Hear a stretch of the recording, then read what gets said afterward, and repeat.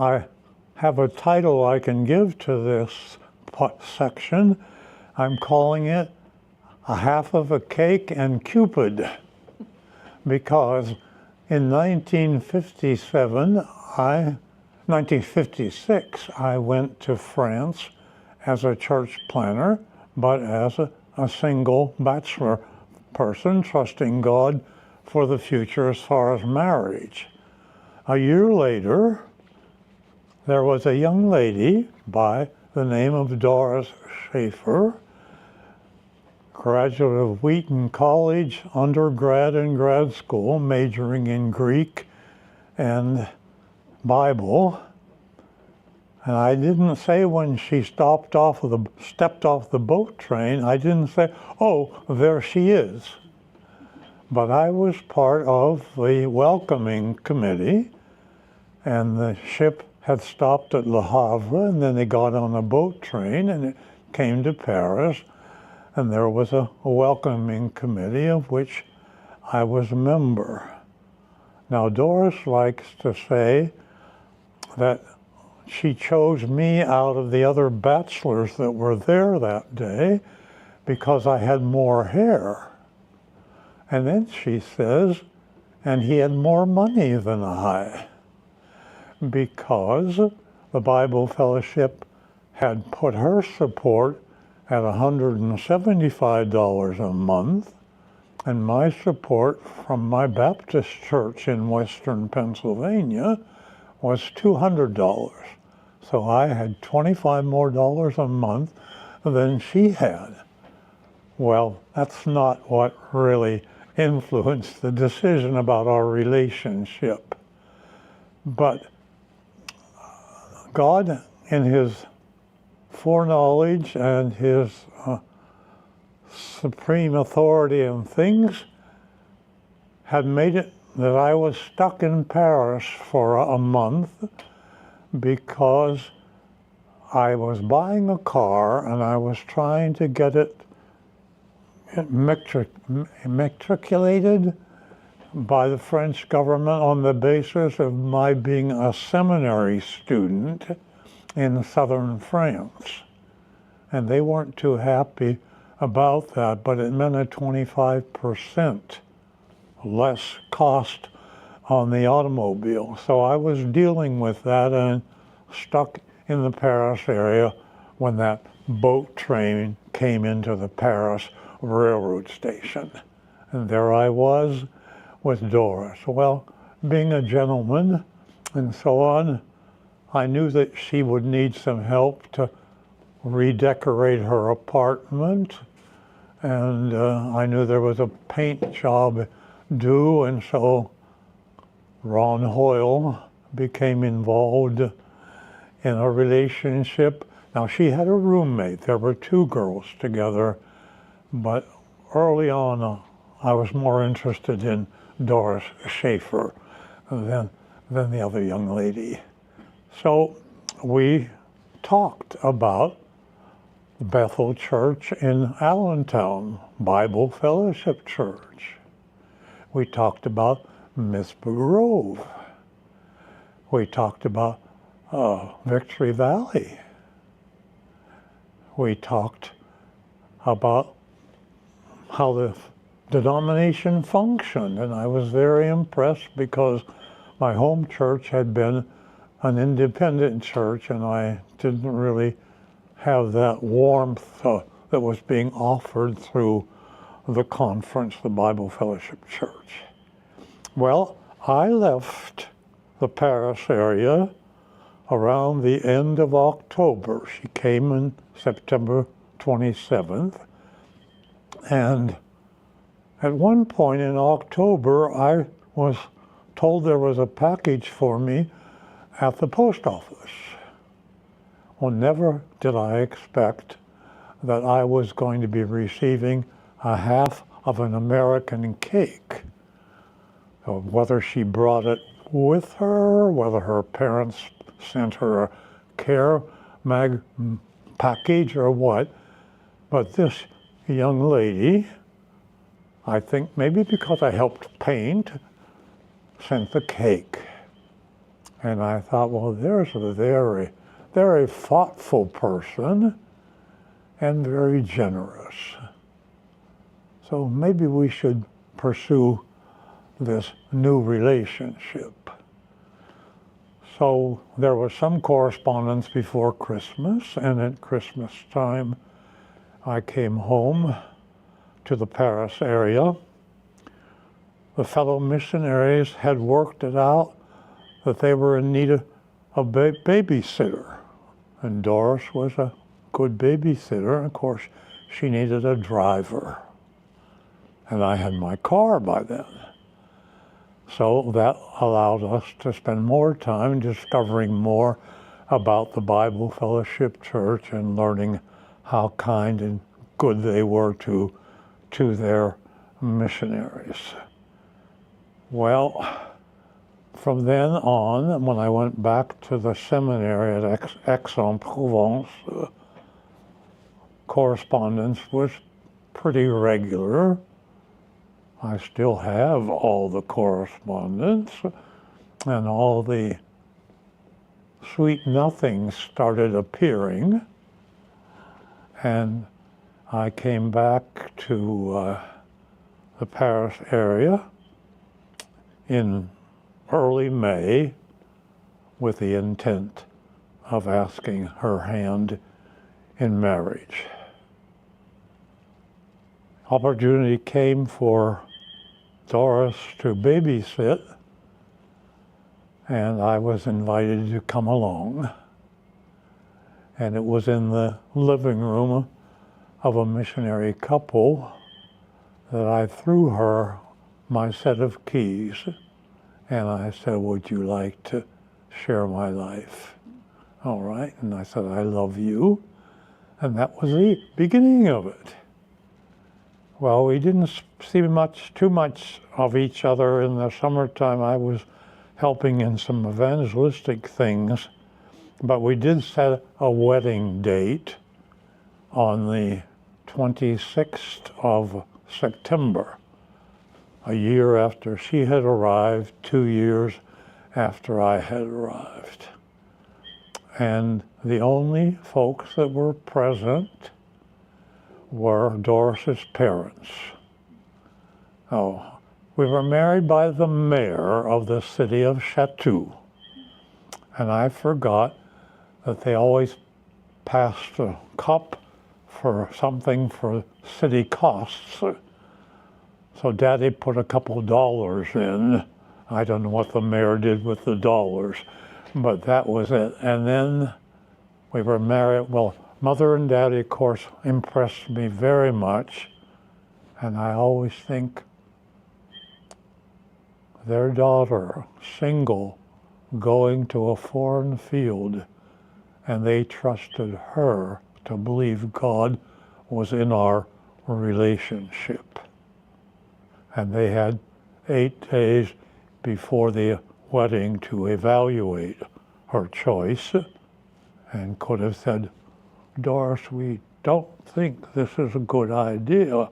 You may have some plans, but think about it. No, they were lovely people, shared with me more about the Bible Fellowship Church, and the flames or the Cupid things were starting to really warm up in the spring and through the summer months, and we were happily married, spent our honeymoon on the coast of the Atlantic.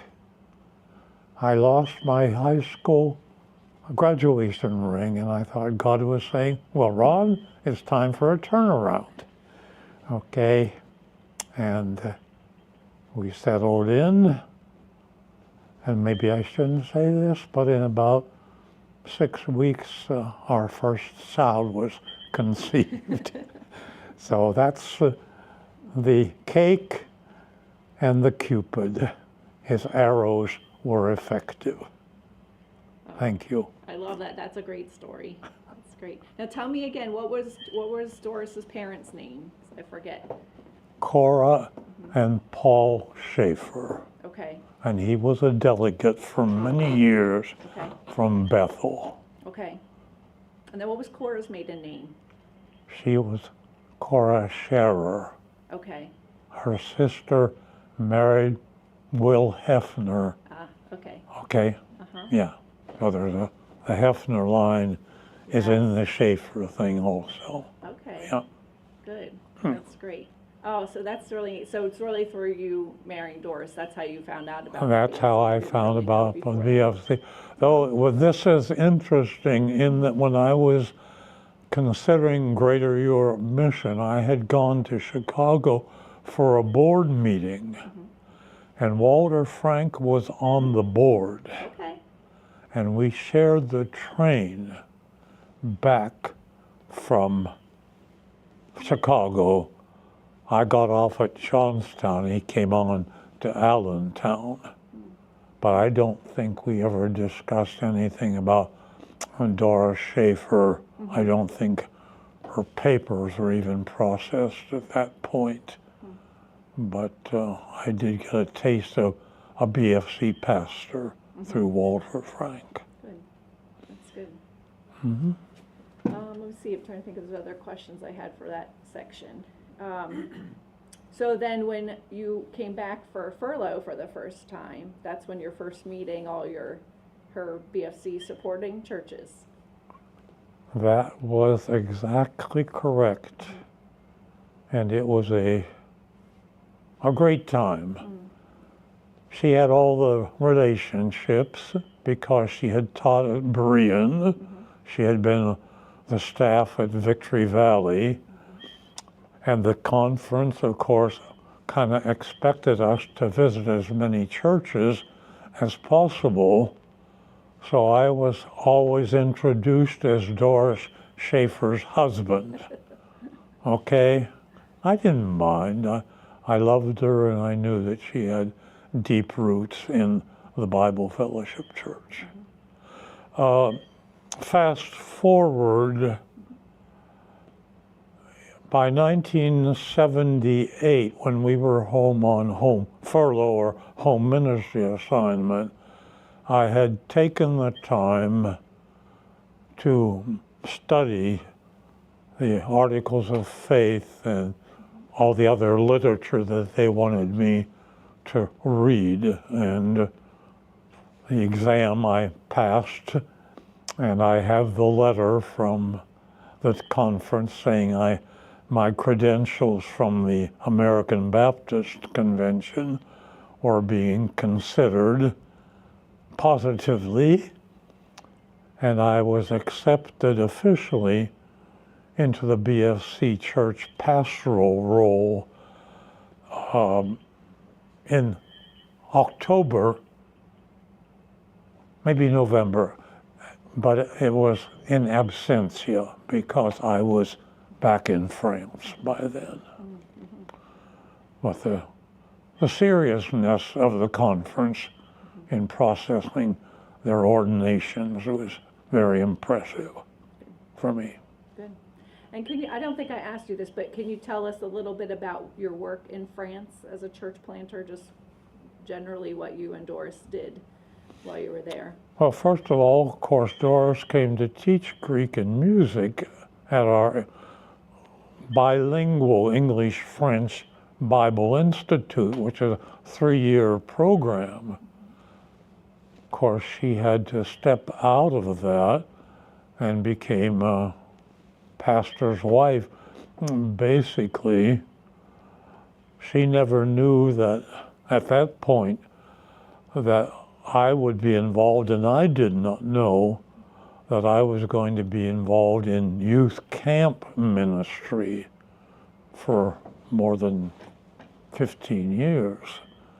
But Doris became she loved the outdoors, she loved Mispa Grove, she loved the outdoor situation.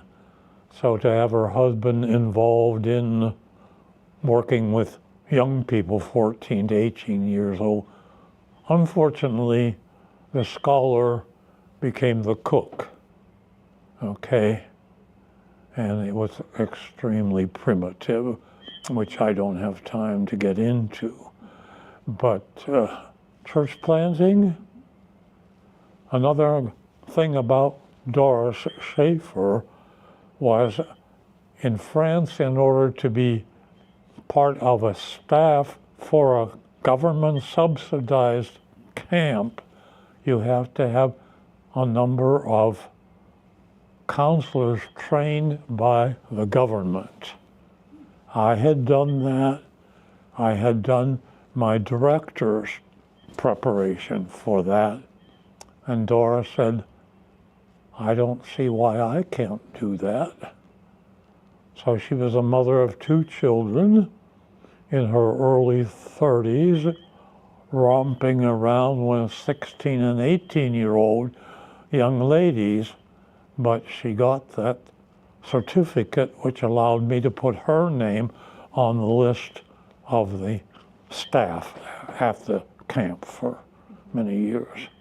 But she was my pastor's wife, gifted on the piano, gifted in the scriptures. She loved children, and we started the children's work in our garage. Yep, we started with knowing nobody. This is the second church plant was in the garage. The first church plant was in a room in the house we had rented, which had been technically prepared as a small hotel. And it had a assembly room and an office and a kitchen and a dining room sort of thing on the ground floor. A miracle to find that sort of thing, and we lived on the 2nd floor and the 3rd floor. So that allowed her in many ways to come downstairs to be part of the ministry, and while the children were sleeping and so on. Okay. So was that hard for her to go from academia, which I assume she loved to do that, to teach? Or maybe I shouldn't assume that. Was that a hard transition for her? I don't believe so. She was busy learning the language. Another interesting thing is that the language committee had felt that because she had only had 1 year of French and now was a married woman, and we would probably speak English all the time, they agreed that I should return with her back to the same location where I had French relationships and where we were active in a church. My station wagon was well used, taking young men from the seminary out to church assignments. So I think the first 2 years, by then John was there, and 2 years later Annette came along, so I'm not quite sure. Fast forwarding, when we got to the empty nest stage in 1981, I said to her, now you can teach Greek in French at the Bible Institute. And we were 20 minutes from the school by train. I had taught some at the school, but she was free now to do the studying, do the translation, and she taught Greek in French and English. She translated a text from one of the professors at Wheaton's Greek department, and she used that for the years that she taught Greek at the Bible Institute. That's great. How was the transition for you going from, you went over thinking you're going to do church planting and then you end up doing camping? How was that? No, well, again, this needs to be quickly corrected. Okay. Because the camping was only 3 weeks out of the summer. Oh, okay, so you're doing church planting all year round, and that was just a... Our vacation was running youth camps. Oh, Okay. working 12 and 14 hours a day. Well, some vacation. That was quite the vacation.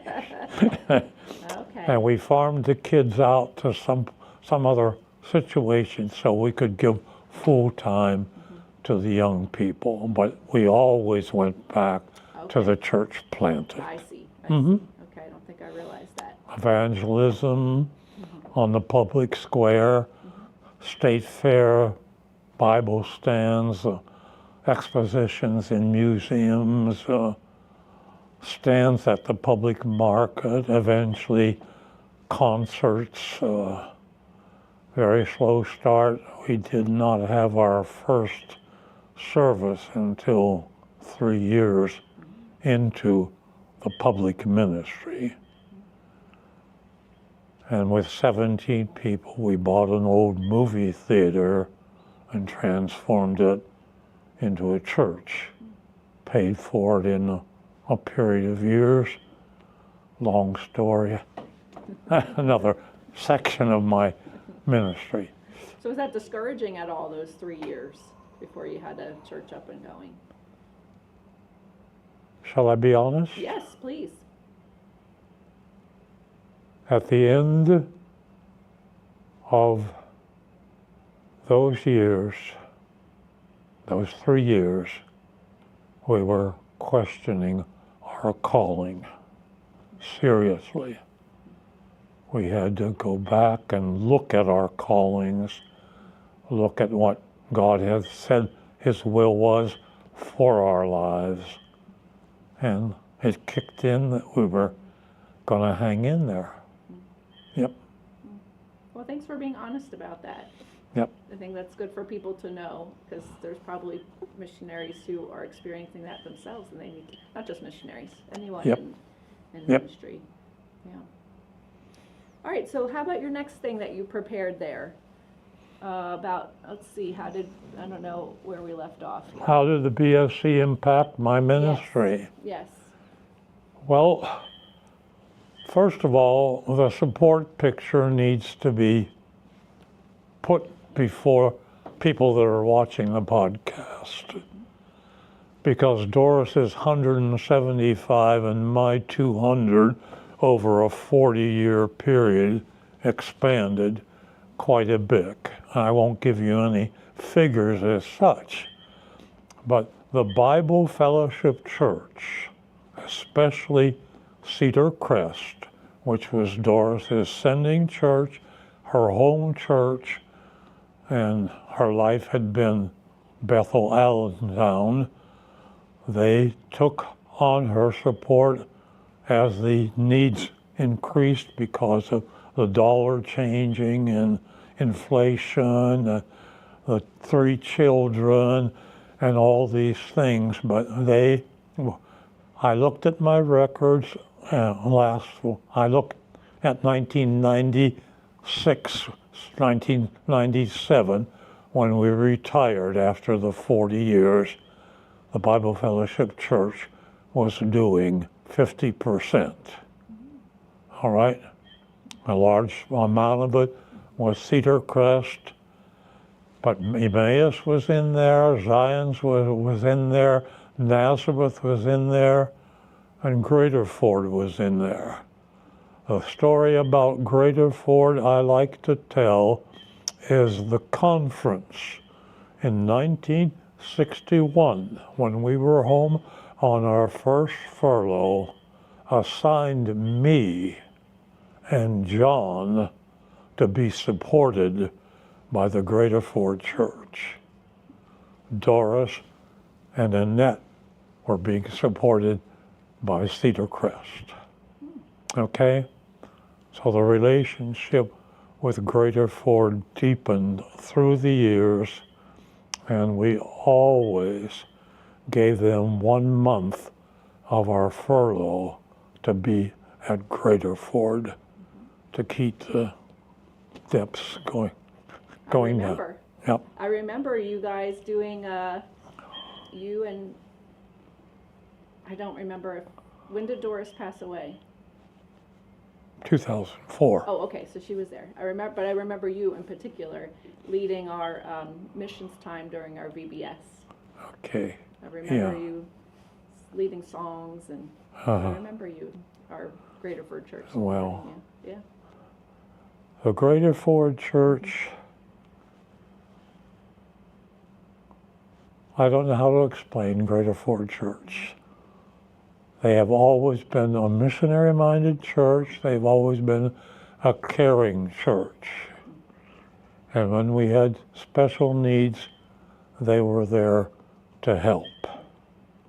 Now, one of the stories that practically nobody knows is that when we went back in '78, our mission had changed its policy and said we could buy a house.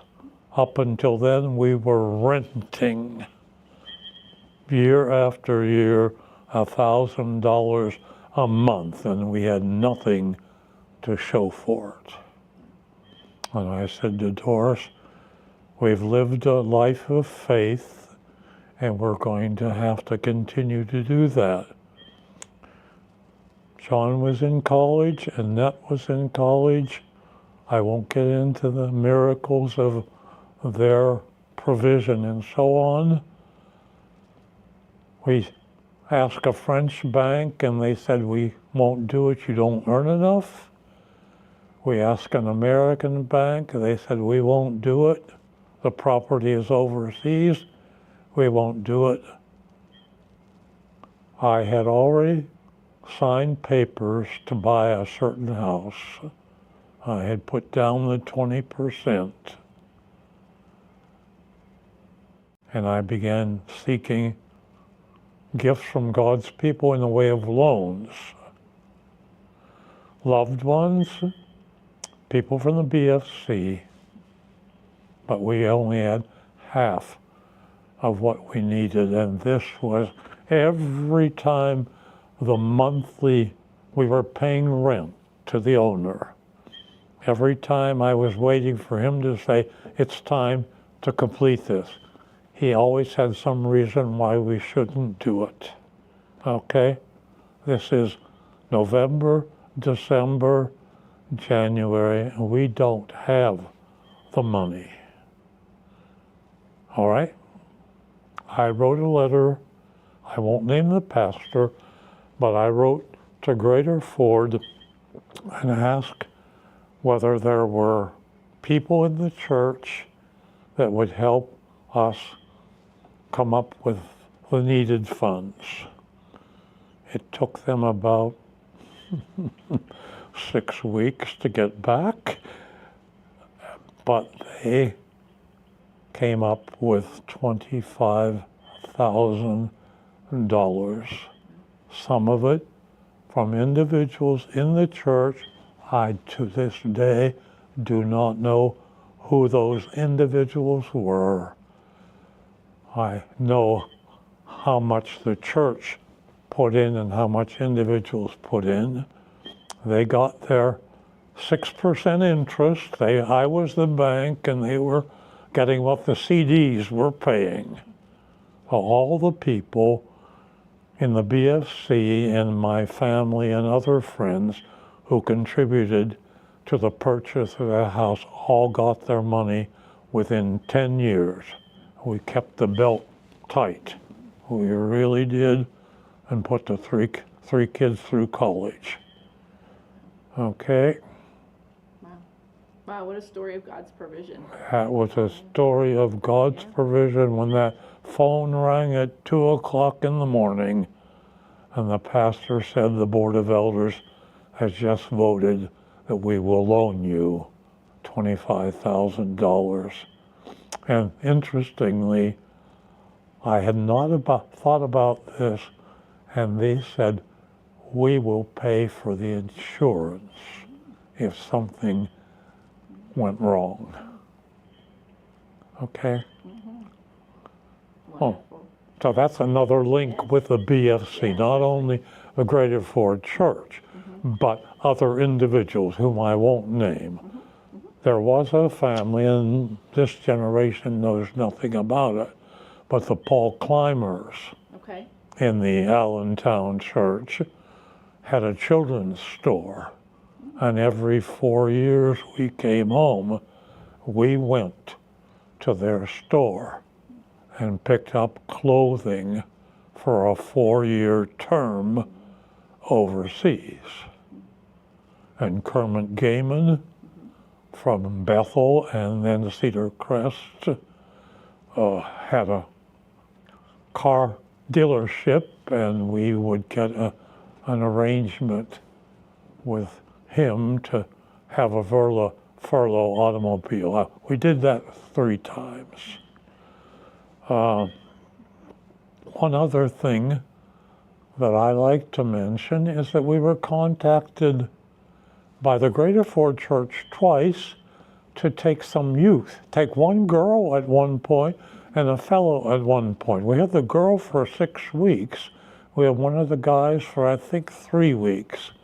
And the Harrisburg Church asked us whether we'd take a young person. So that built the relationships, or demonstrated the warmth of the relationship between their missionaries in France and the sending church. Special projects, I love to mention this. Becoming involved in Camp of the Peaks meant projects there that were very needy.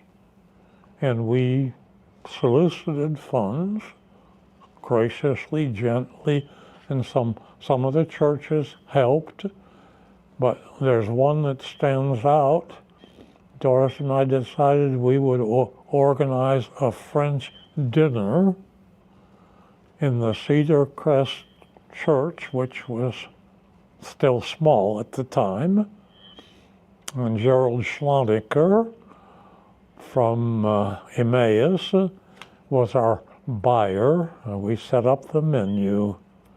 I think we had 120 people there, and I believe the proceeds after the expenses were $7,000 for Camp of the Peaks. Okay? Visitors. I consider we were pretty much not bothered by visitors. Some missionaries have too many, all right? We did have Walter Frank, who was by then director of Greater Europe Mission, and he organized a tour of ministries in Europe. And of course, Doris Hoyle and Ron Hoyle were a place, and there were 3 couples from Bethel, Cedar Crest on that tour. And we had a surprise visit from Koch, who was from the Emmaus Church initially and ended up in Reading. And that fellow supported us for 30 years after his visit. Yeah, so, yeah. Talking about the Board of Missions, we had a visit from Reichenbach, from Zimmerman, and from Dana Weller, just to say that they were responsible for us and we were happy. Okay. Dana came when I'd fallen off of a roof on Thanksgiving Day, and I was pretty much homebound when he was there. I can always remember talking to Dana, sitting in a very comfortable chair. I was not allowed to do steps and so on. Yeah, so just those summary of, the prayer thing was vital and meaningful, and Doris and I worked very hard at informing the Board of Missions and Joyce Musselman, who kept Bethel and Cedar Crest informed. Yeah, can you tell us about the letter in case there's anybody watching who doesn't know about Joyce Musselman and what she did? I have in my files letters that we exchanged. She gave me, when she was failing, she gave me all the letters that we had sent her, keeping her up to date. We filled out the form that she wanted for the 3 months so that she could produce a bulletin that became an insert on Wednesday nights and went to the denomination, I think maybe 30 years. I'm not sure about the number. But Joyce kept the home front praying for the missionaries. And I went through all the files in the Historical Society. I know all the exchanges she had. I won't get into the dog and her husband's accidents and whatever, but she kept us up to date on the BFC and on Bethel Cedar Crest. Now, she wasn't, if I remember correctly, she was just a lay woman who was interested in doing this, right? She wasn't part of Board of Missions. She just was passionate about it and wanted to do this. She had worked for Kermit a little bit, I believe. Okay. So she had secretarial skills. And then Jeff doesn't know, the Allentown church had their own radio program, which was a full Sunday morning, and every morning they had devotions. They had a little radio studio in the church, and Bryan Musselman, whose name is well known not only in radio circles in the Lehigh Valley, but his son was in charge of all the equipment, the antenna, and all those things, and Joyce and he and Brod's sister, Olivia, kept the station going for many years. And they had where the present mall is, the upper mall, is where the station was. Their house was there, and they had a very large indoor swimming pool, which became the place for baptisms for the Allentown churches. Yep. So Joyce and Bud had a warm heart, and they always had us to their place at least once on our furlough years. Yep. Nice. Was there anything else from the connecting sheet? I said personnel, I said special projects, and I would say the house in which I live today is a result of that purchase in 1980 or 81. We sold it when we retired in 96. Wobbly, difficult time, but God did answer in His time, and we had enough funds from the sale of the house in France to buy the one where I am today and to furnish it. A lot of missionaries have a real problem when retirement comes. We did not, because we took that step of faith, solicited gifts from God's people, one gift, large gift from Graterford, and I'm pleasantly installed after 28 years in America. I've been retired for 28 years. Okay? All right, and then you can share with us the last sheet you have there for what encouragement you might have for current BFC missionaries. Well, the first thing I wrote down was be prepared for change. I think of Doris stepping out of her academic plans to become a pastor of a church planter, and then end up being in the kitchen and the food preparation and the purchasing and all that involved. She sometimes cooked for 70 people on two American 30-inch stoves. Miracle. I mean, amazing how she adapted to that change. And it was a change for me when God said to me, those young people have a poor self-image. They're being neglected in the French school system. What are you going to do about it in order to share the gospel? And that's how I got involved. And it's a long story of paperwork, it's a long story of equipment that I solicited from government, everything. And then the purchase of Camp of the Peaks at auction. They asked me to become director of the family camp, which was another change from working with young people. I had to recruit for adult, for youth, for children, and we did that for almost 15 years. Change. Be prepared. It's going to happen. I wrote down small miracles, but there were big miracles.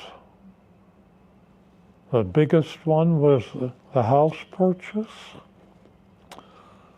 and the Camp of the Peaks situation, which I could spend an hour of the miracles of that.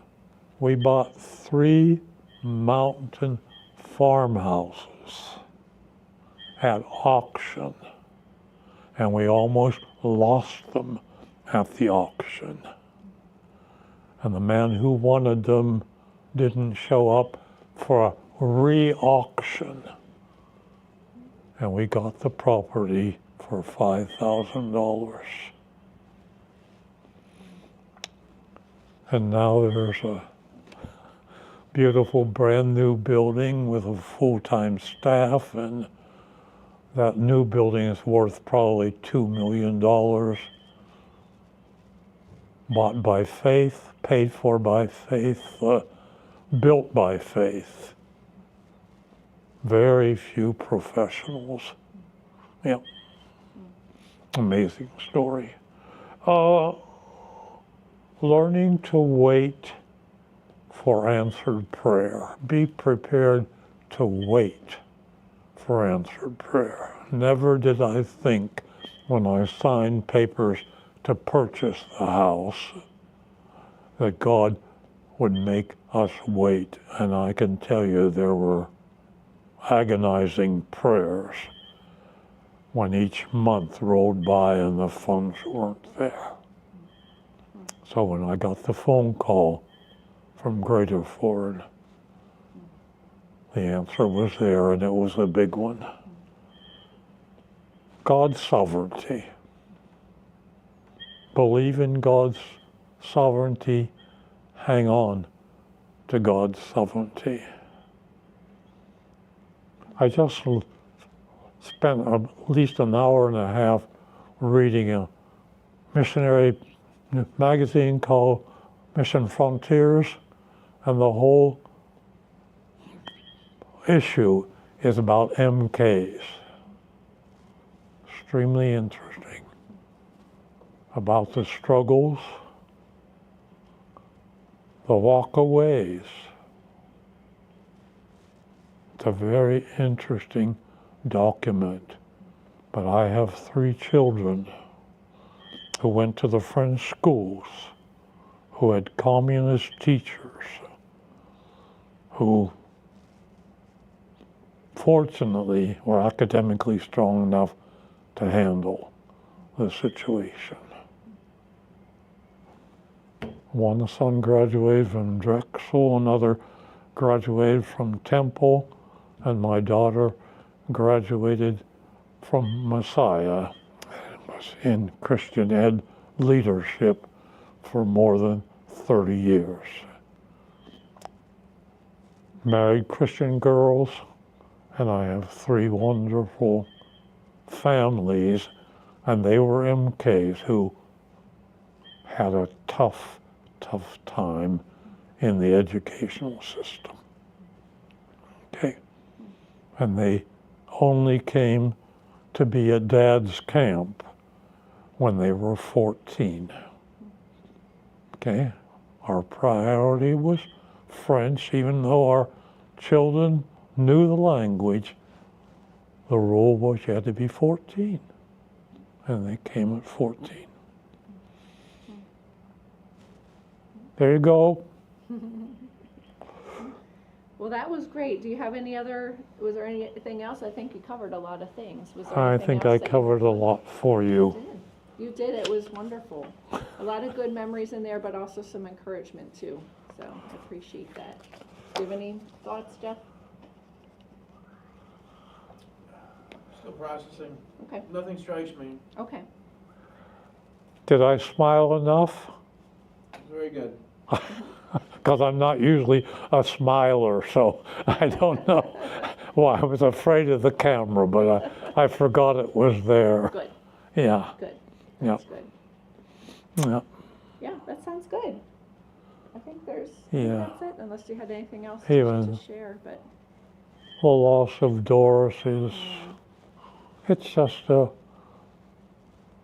peace, a blessing in the way the Lord gave us 5 tough years.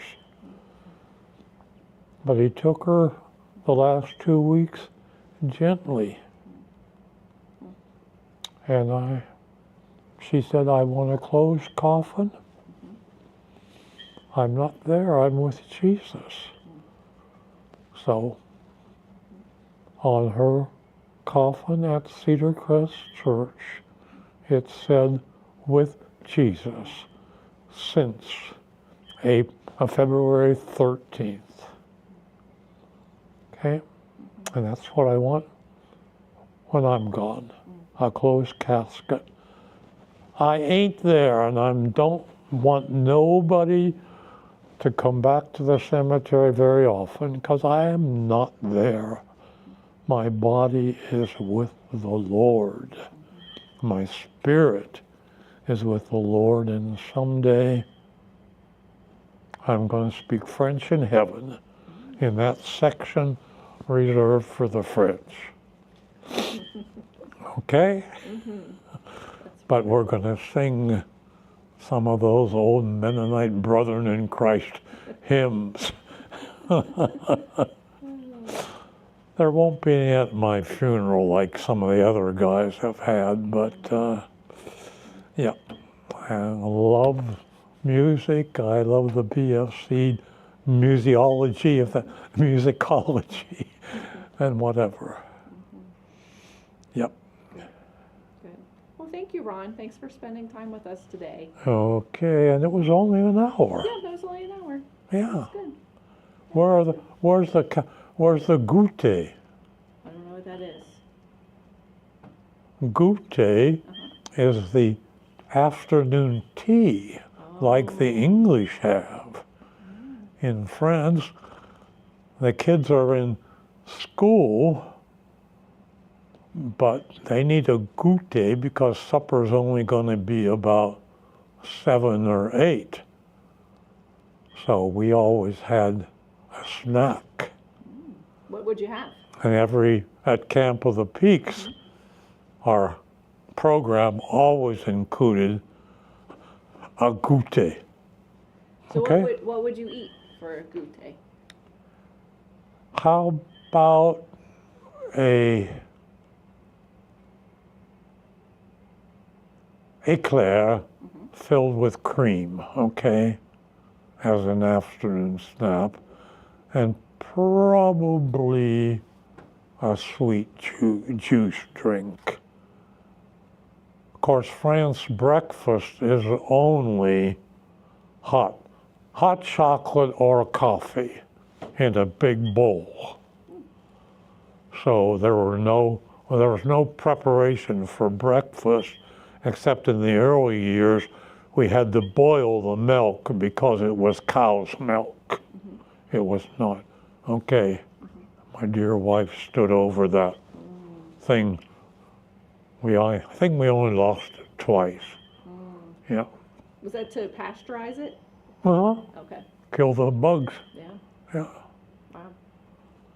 Our first camp, at Camp of the Peaks, I would go buy meat for 5 days.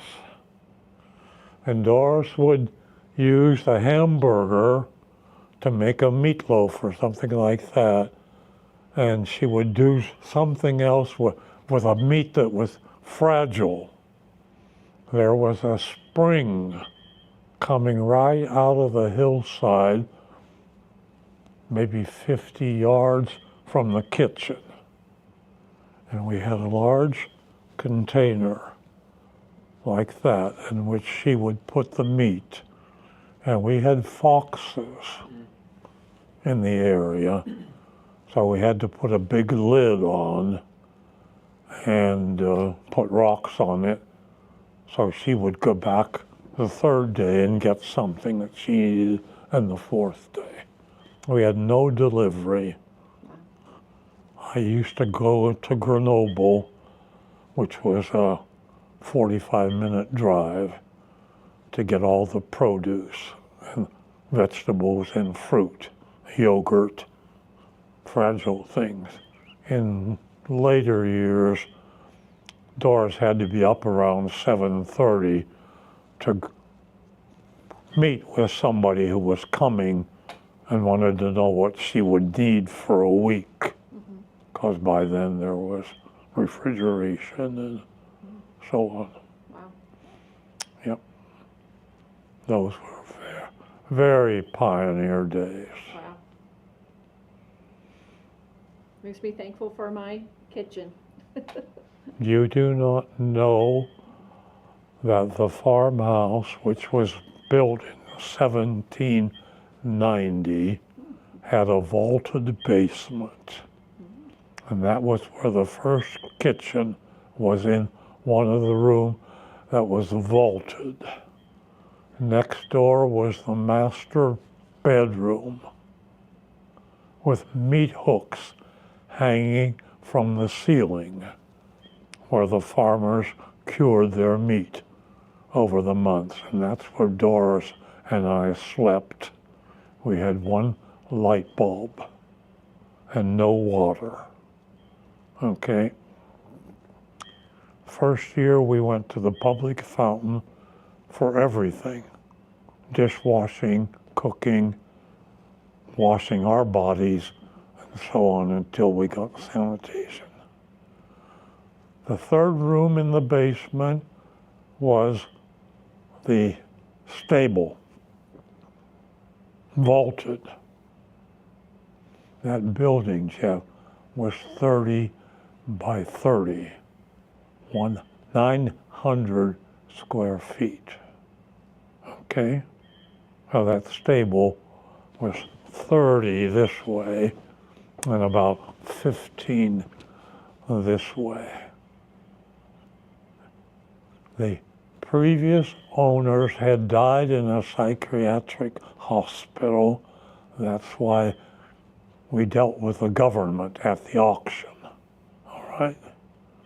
And nobody had lived in that building for probably 25 years.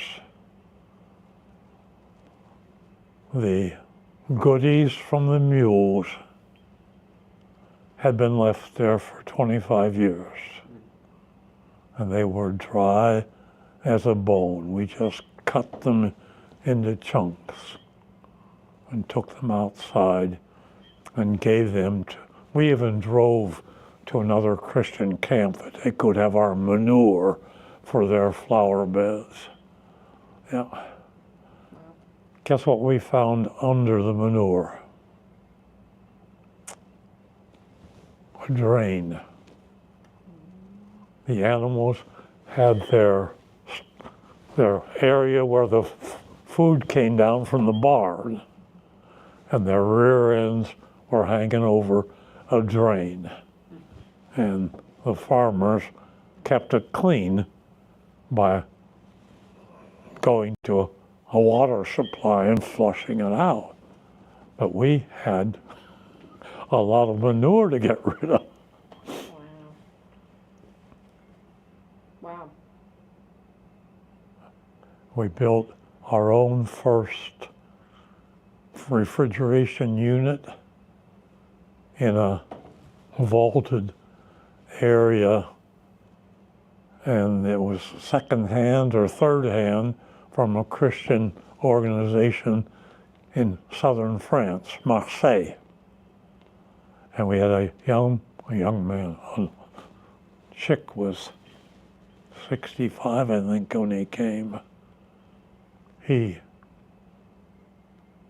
built the refrigeration for us. The first unit was for just the produce. The second unit was for the frozen. And there was a little door opened into the stable, which was our dining room for 10 years. Doris put leftovers in there that had the cool from the refrigeration unit. Next to the kitchen, she'd have to go far. That's good. I'll stop talking. You can prick my brain some other time about life at Camp of the There you Peaks. go. Yep, that could be another topic for another day. Oh, well, thanks, Ron. Thanks for taking time with us today. I appreciate it.